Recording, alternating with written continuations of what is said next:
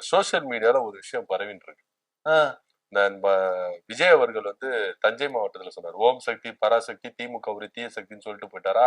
சொல்லுங்க. அவருக்கு தக் லைஃப் கொடுக்குற மாதிரி, பதிலடி கொடுக்குற மாதிரி, ஓம் சக்தி பராசக்தி விஜய் மகனுக்கு திரிஷாதா சித்தி இப்படி கலப்பி விட்டு இருக்காங்க. இதுக்கு என்ன சொல்ல போறீங்க?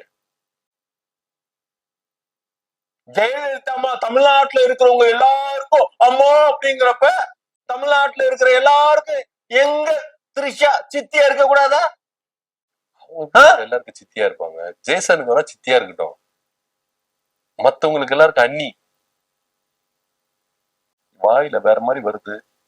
ஆமா, வந்தா போய் எடுத்துட்டு வந்துருங்க. இங்க ஸ்டுடியோல எல்லாம் வாமிட் எடுக்காதீங்க.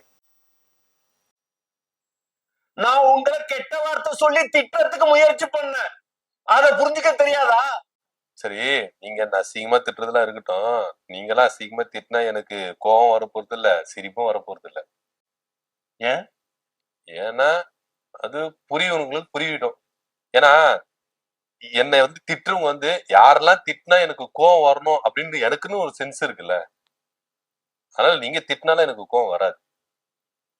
அதான் சீரியஸாங்க.